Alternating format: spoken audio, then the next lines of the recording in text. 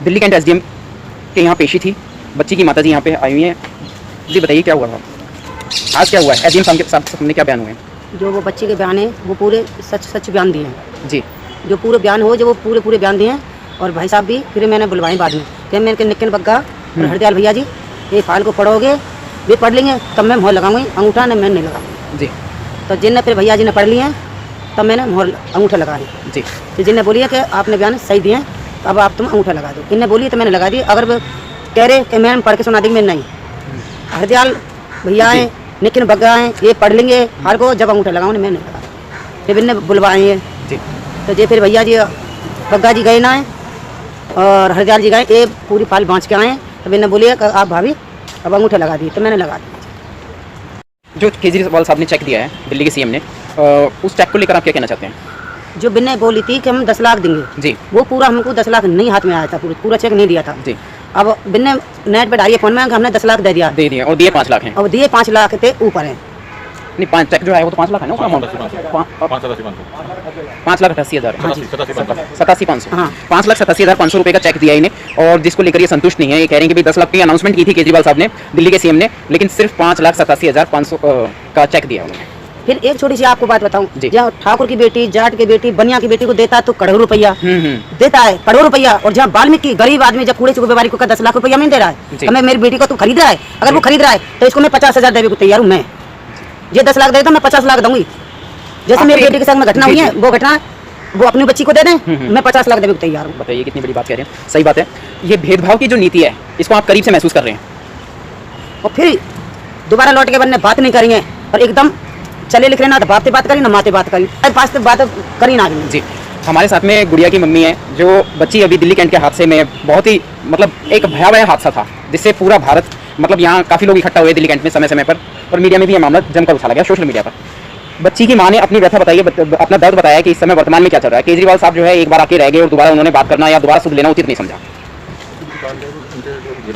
कुलदीप पाटिल जो अपराधी है वो दिल्ली कैंट के विधायक का रिश्ते में कुछ है, करीबी है उनका, चाचा ताऊ का लड़का है, जिसकी बदौलत पक्षपात किया जा रहा है। खाने में भी बिल्कुल चाय पानी पिला रहे हैं बिस्के अपराधियों को। हाँ, बिनके परिवार को भी चाय पानी पिला रहे हैं, और हमें ना पानी पीना भी हराम होगा, बाथरूम जाने में हराम होगा, मेरे को भी, मेरे पति को। और पति मेरा 4 कैदियों के समय बंद कर रखा जी, कैदियों के साथ में, कैदियों के साथ पीड़िता के पिता को बंद कर रखा था, और मैं अलग बंद कर रखी, और माँ को भी, बच्ची की माता को भी, दोनों माँ और बाप को बंद कर रखे अलग अलग कमरे में। और मेरे पति नरेश करोतिया ने जैसे बयान ले रहे, जैसे मेरा पति ऐसे दीवार पे बैठा था, लग के और दे लात। इसका मतलब क्या, थाने भी में मारा और शमशा घाट में भी पहले मारा था, फिर थाने में भी मारा था पुलिस ने। नरेश करोतिया ने हमारे समाज का है और रिश्तेदार में रिश्तेदार है वो, तो इसका और नहीं है मारे का माँ का ना बाप का। कानूनी कार्रवाई नरेश करोतिया के खिलाफ कोई कानूनी कार्रवाई हुई है या नहीं हुई अभी तक? कोई नहीं हुआ, ये पुलिस वाले का मुखबर है, पुलिस वाले का मुखबर है। ये दलाल है, जहाँ कहूँ झगड़ा होता है दलाल खाता है, थोड़ा अपने जेब में, सारे अपने जेब में रखेगा, थोड़ा बहुत थाने में जाएगा पुलिस वाले का। ये पहले भी इन्हें मदद करा, दोनों बाप बेटा ने पहले भी जेल करके बैठे। मैं ये चाहती हूँ नरेश करोतिया और काले पानी में पहुंचना चाहिए, जीवन भर छूटना नहीं चाहिए, मर जाए काले पानी में आना नहीं चाहिए लौट कर। देखिए साथियों, एक के बाद एक तकलीफें उन्होंने आपको बताई हैं बहुजन समाज से एवं भारत की आवाम से। ये गुड़िया की माँ ने ये सारी सच्चाइयाँ इसलिए बयान करी है मीडिया में कि आप जाने कि किस तरीके का चल रहा है ये सन 2021 तक मामला। इस तरीके से है कि मतलब भारत में भेदभाव भी है, जोर दबाव भी है, कि अपराधियों के साथ में नरमी बरती जा रही है कुल मिलाकर के। लेकिन बग्गा हुए ये पूछ रहे थे, हरदयाल पूछ रहे थे कि हमारी भाभी को खाना खाया कि नहीं खाया, भैया ने भाभी ने पानी पिया कि नहीं पिया, चाय पी कि नहीं पी। जिनने पुलिस थाने में दिल्ली कैंट में इनको भी लठिया चार करी थी और इनमें भी धक्का मारे थे, हाथ पल्ले छोड़े थे। तब ये मामला शुरू में कुछ समय साथियों, हमारे साथ में सामाजिक कार्यकर्ता है नितिन बग्गा जी दिल्ली कैंट से। इस मामले को पूरा शुरू से लेकर अब तक देख रहे हैं। आज यहाँ एसडीएम के यहाँ पेशी थी बच्ची की माँ, गुड़िया की माँ की, और साथ में आए हुए नितिन बग्गा जी। नितिन बग्गा जी क्या बताना चाहेंगे इस मामले में? हम एसडीएम साहब के पास आए थे जी, जिन्होंने जो हमने अपनी तरफ से इनके एसडीएम साहब के पास डिमांड रखी थी कि भाई हमने रिक्वेस्ट करी है कि इनको एक नौकरी दी जाए या पेंशन एक बांध दी जाए, क्योंकि गरीब घर से हैं, आगे इनको कैसा चलेगा। जहाँ पे भीख मांगते थे वहाँ से भी बंद हो चुका है सब कुछ, वहाँ पे बैठना बंद हो गया, सब कुछ है, ये दोनों ही रह गए हैं अब। तो हमने इनसे अपील करी है, रिक्वेस्ट करी है कि इनको एक नौकरी करा दी जाए या घर दरवाजा जो रेंट पर फिलहाल भी रेंट के मकान में रह रहे हैं जो ये अभी अफोर्ड नहीं कर पाए। तो हमने हमारी रिक्वेस्ट यही है कि इनको एक मकान एक नौकरी दे दी जाए या पेंशन बन जाए। तो उन्होंने साफ मना करा कि ऐसे मेरे रूल के अंदर और मेरे कानून के अंदर नहीं कहता है। दिल्ली सरकार से आपकी अपील है कि इनको थोड़ी सी आर्थिक सहायता की जाए जिससे इनके थोड़े हालात ठीक हैं। जी जी। क्या किसी प्रकार का जोर और दबाव भी है इस मुकदमे को लेकर कि भाई पीछे हट जाए मुकदमे को लेकर? काफ़ी है, दबाव भी है, धमकी भी आ रही है। जो मैंने एक्चुअली मेरे पास आई थी, मैंने थाने में जमा करा रखी है वो जी। ऐसे तो सबके पास मैंने दे दिया वो स्लिप, जिसमें अफजल साहब भाई को भी अभी थाने के अंदर जो आरोपी लक्ष्मी नारायण है उनकी बहन ने काफ़ी कुछ बोला इनको, हमारे को बोल भी रखे तो अपने कपड़े फाड़ने वाटने, काफ़ी उसमें दिल्ली कैंट थाने के कैमरे में भी कैद है, रिकॉर्ड है वो। तो हमने उसकी भी कंप्लेंट करी है। तो थ्रेट तो है हर तरीके का, धमकी भी, प्रेशर भी है। साथ ही मैं आपको नितिन बग्गा जी के बारे में बता देता हूँ, हमेशा सामाजिक कार्यों में बढ़ चढ़कर हिस्सा लेते हैं और दिल्ली कैंट के युवा कार्यकर्ता हैं, युवा सामाजिक कार्यकर्ता हैं। हमेशा सामाजिक गतिविधियों पर इनकी दृष्टि रहती है। इस मामले को जो हादसा हुआ है बच्ची के साथ में, इसको शुरू से लेकर अब तक देखने लगा था। उन्होंने आपको बारीक बातें बताई भी हैं कि धमकियाँ भी आ रही हैं। अच्छा, कुछ भेदभाव की शिकायतें भी हैं कि भाई आप मानते हैं कि जातिवाद हो रहा है या नहीं हो रहा है? ये तो हो ही रहा है। जैसे कि हम थाने में गए, कंटिन्यू है। हाँ। जब रात 1 तारीख को जब रात को हादसा हुआ, सुबह मॉर्निंग में मैं इनके पास गया, मैंने कहा देख के उनको चाय पानी का कुछ, जैसे हम पूरी रात, मैं और अफजल भाई पूरी रात हम लगे रहे। हमने फिर सुबह मॉर्निंग में देखा कि भाई चलो पूछ के आते हैं कि भाई चाय पानी का कैसे क्या मिल के आते हैं, क्योंकि इनको इस तरीके से पकड़ के रखा है जैसे मुजरिम है, जैसे कि अपराधी यही है। हाँ, मुजरिम यही है और इन्होंने सारा ऐसा से गलत काम करा है। इनके फादर को अलग, इनको अलग। तो जब मैं मौके पे वहाँ गया तो वहाँ पे जाके मैंने इनसे भाभी जी से पूछा कि भाई लड़की की मदद से मैंने पूछा कि आपको पानी चाहिए, कुछ एक्सपायरी नहीं, रात से कुछ नहीं है, और इनको नीचे फर्श पर लेटा रखा था। जब मैंने जब देखा जो आरोपी सेकंड जो है, फर्स्ट है जो कुलदीप कादियान, वो जो हमारे यहाँ का जो विधायक है वीरेंद्र सिंह कादियान, उसके रिलेटिव है। तो उसको देख के जब मैंने देखा कि भाई चाय पानी कुछ पिलाया नहीं है, तो मैंने तो सबसे सवाल पूछा कि मैंने आपने चाय पानी कुछ नहीं पिलाया, और जो आरोपी के भाई को बिठा के आप अपने रूम के अंदर चाय और पानी नाश्ता पानी करा रहे हो। तो उन्होंने धमकी हाथापाई करी, जो कैमरे में भी है वहाँ पे फुटेज के अंदर है, मेरे साथ हाथापाई करी। फिर खुद जो अपना वीरेंद्र सिंह कादियान है एमएलए, उन्होंने मुझे कोई जाति शब्द भी बोले और काफ़ी मेरे को जलील भी करा वहाँ पे। फिर एमएलए साहब ने मेरे पर हाथापाई करी, उनके जो गुंडे साथी उन्होंने मेरे साथ हाथापाई करी, वो सारा वहाँ पे फुटेज में क्या है। एक बार मैं दोबारा से पूछूंगा, पुलिस का इस दौरान क्या रवैया है? पुलिस मुख बनकर तमाशा देखती रही? उन्होंने थाने के अंदर की बात बता रहे हैं आप? जैसे मुझे अभी मेरे को रख उनकी फैमिली को सुरक्षा मिली हुई है, तो आज मेरे को पता चला कि एसएचओ साहब ने वहाँ जाके बोल के आए कि ऐसे हम सुरक्षा नहीं दे सकते हैं। ठीक है, अगर हमारे कोई गलत होता है तो उसका सारा जो दोषी है, जो दोषियों के ऊपर हमारे को ज़्यादा प्रेशर आ रहा है, क्योंकि जो जिसके जो एक लक्ष्मी नारायण है, जो उसके जो जीजा भाई सब आरोपी हैं, बीसी भी है उसका भाई, तो इसी को देख के कि भाई हमारे पर काफ़ी प्रेशर है और हम काफ़ी हमारे को डर भी है, खतरा भी है। और इनके मम्मी पापा से वो भी खतरा है ज़्यादा। अभी एक हादसा होकर उसने जो वीरेंद्र सिंह कादियान है, जो वो भी एक अच्छा उसकी भी अच्छी पकड़ है, इसमें जो बदमाश हैं, गुंडे हैं, उसके बाद अच्छे हैं, तो उससे भी हमें ज़्यादा खतरा है। सबसे ज़्यादा मेन खतरा उन्हीं से ही है। कुलदीप कादियान का भाई है वीरेंद्र सिंह कादियान, हाँ, वो इसी में आरोपी है जो फर्स्ट है। तो हम जब थाने में उसने मेरे को मारपीट करी, तो सारी फुटेज में ना मेरी एफआईआर दर्ज करी गई थाने में अभी तक। मैंने उनको जाति का जो उन्होंने मेरे को शब्द बोला, मैंने कहा जो मेरे को गलत नहीं करना, जो फुटेज में आ रहा है उसी के अकॉर्डिंग मेरी एफआईआर दर्ज करो, पर मेरी अभी तक एफआईआर दर्ज नहीं हुई है। तो इसमें अपील मैं आपके माध्यम से बोलना चाहता हूँ कि प्रशासन को भी अपील करना चाहता हूँ कि कृपया हमारा सपोर्ट करें, जो हम सच्चाई के रास्ते पर चल रहे हैं, हमारे उससे सच्चाई के रास्ते पर हमारी हेल्प करें। दिल्ली के सीएम ने जो चेक दिया है उसमें जो अमाउंट का अनाउंसमेंट कुछ हो रहा है और पे अमाउंट कुछ हो रहा है।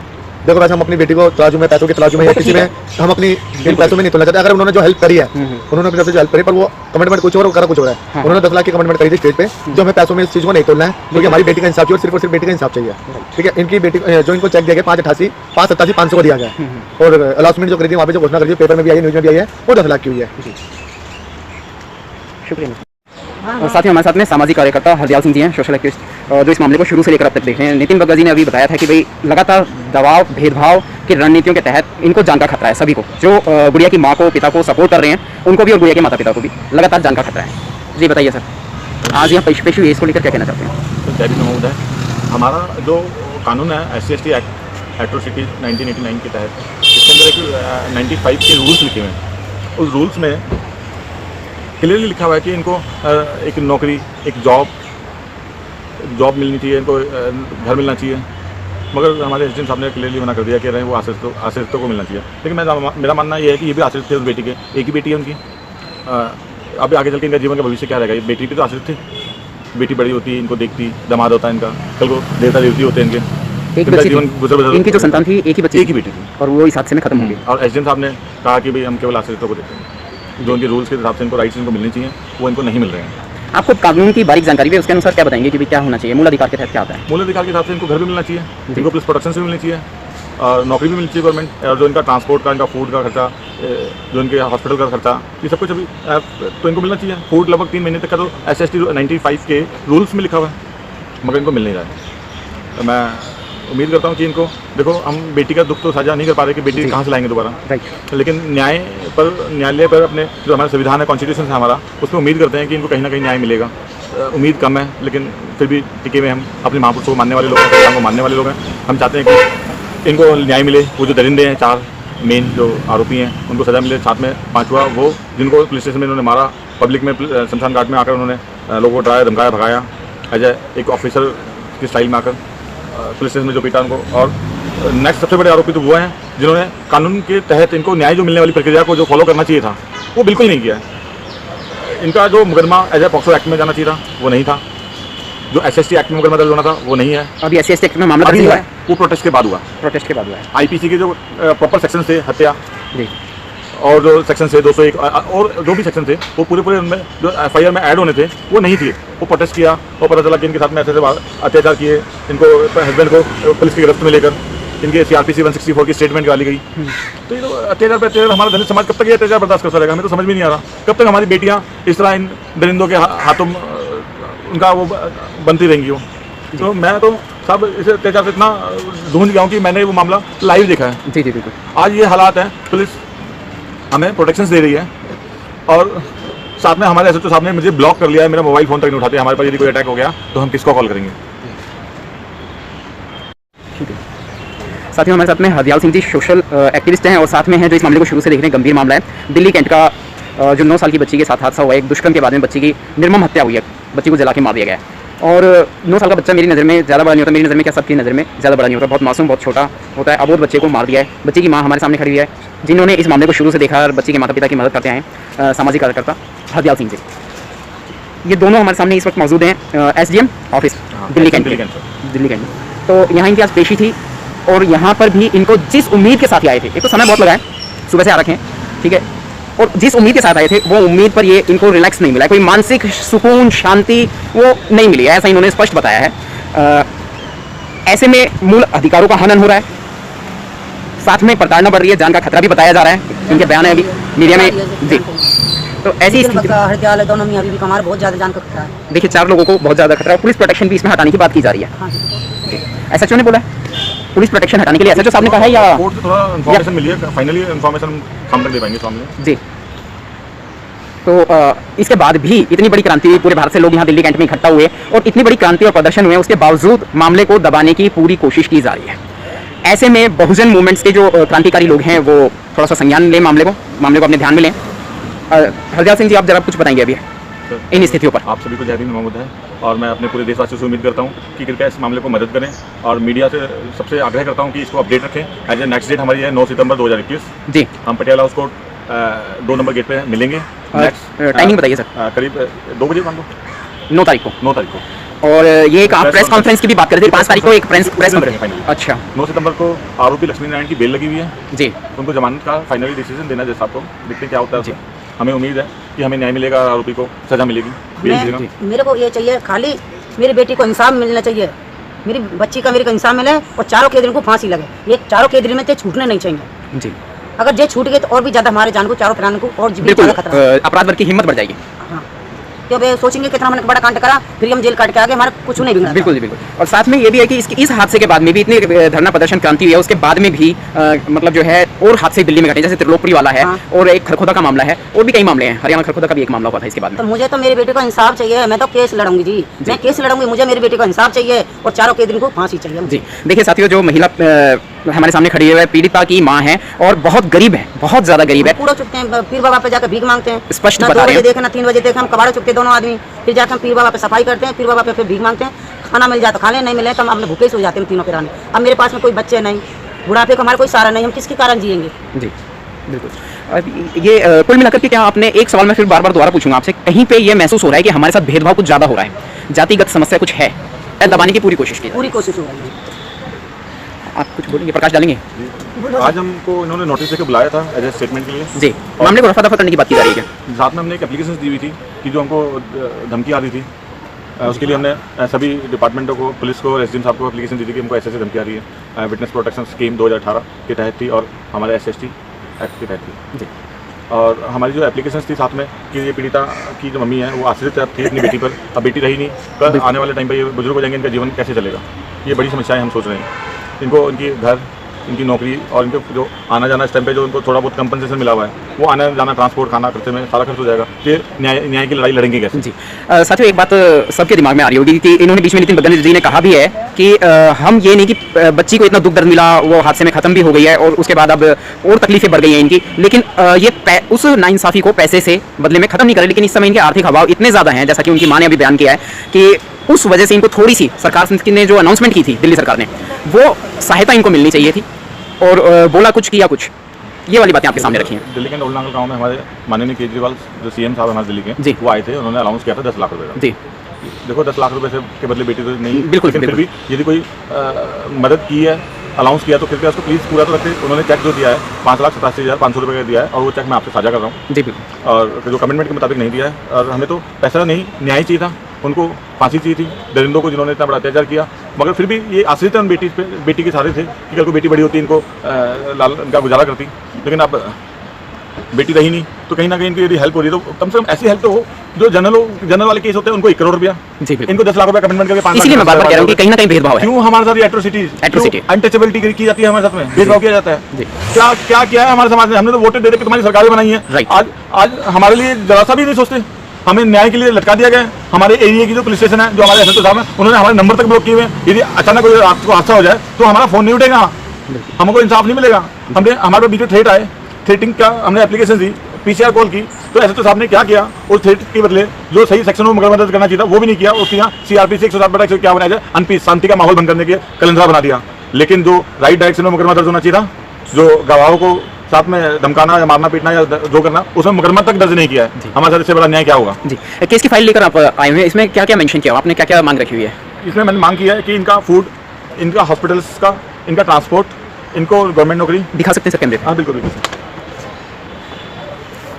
मैं होल्ड कर लेता हूँ, आप प्लीज बुलेट। जी, ये मैंने एप्लीकेशन दी थी जी, भाभी जी के नाम से कि इनको उसमें सबसे पहले तो विटनेस प्रोटेक्शन स्कीम के तहत और SST 1995 के रूल्स के मुताबिक इनका हाउस मिलना चाहिए। इनको फूड अनलिसिस जो है हॉस्पिटल वगैरह का जो खर्चा या कोई भी, वो इनको देना चाहिए। क्लोजली साथ में ट्रांसपोर्टेशन कॉस्ट जो है वो इशू नहीं चाहिए जी, और इसके साथ में जो इनको गवर्नमेंट एम्प्लॉयमेंट्स के लिए SST रूल्स में सेक्शन जो 50/1/D के तहत जो उनको गवर्नमेंट जॉब मिलनी चाहिए थी, उनके लिए SDM साहब ने मना कर दिया है। थोड़ा सा तो हम तो फिर भी उम्मीद करते हैं, हमारे मजिस्ट्रेट साहब हैं, हमें न्याय देंगे, सही तफ्तीश करेंगे, इनके हक अधिकारों को पूरा देंगे। लेकिन फिर भी ना अंधेरे में रुका हुआ है हमारा, उम्मीद कम है। फिर भी हम बाबा साहब को मानने वाले लोग हैं, अपने महापुरुषों के विचारधाराओं पर काम करने वाले लोग हैं। हमें उम्मीद है कि कहीं ना कहीं देर से सही हमारे को न्याय तो मिलेगा। उन चारों को, हाँ गाड़ी में वो कागज था, चारों को फांसी की सजा की मांग की है लड़की की मम्मी ने। हम इसमें एज ए चश्मोदीद गवाह नितिन बग्गा और वह हरदयाल सिंह, और उम्मीद करते हैं कि हमें न्याय मिले। हमें देखो बेटी पैसों के बदले तो नहीं की जा सकती, लेकिन इनकी कोई मदद हो जाए तो कृपया मदद भी हो इनकी, एज ए रूल्स जो कानून के मुताबिक है वो तो मिले कम से कम इनको।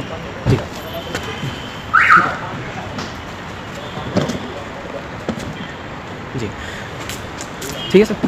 SHO साहब ने हमारा मोबाइल नंबर तक ब्लॉक कर लिया। इसकी कॉन्स्टिट्यूशन के मुताबिक, हमारे भारत देश का जो संविधान है उसके कॉन्स्टिट्यूशन के मुताबिक CRPC की कुछ सेक्शंस हैं, जैसे CRPC 151 पुलिस को पूरी पावर देता है, यदि कोई बड़ा अपराध करने जा रहा है उसको रोकने के लिए उसे बाउंड किया जा सकता है, उसे गिरफ्तार किया जा सकता है और उस पर कलंदरा बनाकर उस पर काम किया जा सकता है। लेकिन हमारे यहाँ police station Delhi cantt CRPC 151 का पूरी तरह दुरुपयोग करता है। मामला SC/ST में मामला हो, अंतर्राष्ट्रीय विवाह का मामला हो, शेड्यूल कास्ट पर अत्याचार का मामला हो, कोई एक्सीडेंट का मामला हो या कोई हाफ वर्डर्स का मामला हो, मगर परंतु पुलिस स्टेशन सही राइट स्टेटमेंट के आधार पर MNC के ग्राउंड पर राइट मुकदमा दर्ज नहीं करता, केवल CRPC 151 का दुरुपयोग करता रहता है। और जो पीड़ित है वो केवल 151 के चक्कर में आकर तारीख पे तारीख और 6 महीने बाद केस खत्म। जो उनको न्याय मिलना चाहिए वो कभी नहीं मिलता उनको। ये हालात है हमारे, ये सोया समाज है हमारे साथ में। एक तो हमारे लोग कानून व्यवस्था को नहीं जानते, अपने हक अधिकार को नहीं पहचानते। तो मैं तो अब उम्मीद करता हूँ कि न्यायालय से कि हमको न्याय मिलेगा, और आप सभी मीडिया से रिक्वेस्ट है छोटी सी, इसको अपडेट बनाए रखें और लोगों तक कम से कम ये बात तो पता चले कि हमारे बड़े मामले के बाद में इंसाफ की क्या दृष्टि है, हमारे अनुसूचित समाज के साथ में कितने अत्याचार पे अत्याचार हो रहे हैं। धन्यवाद। जय भीम, नमो बुद्धाय। नमो बुद्धाय।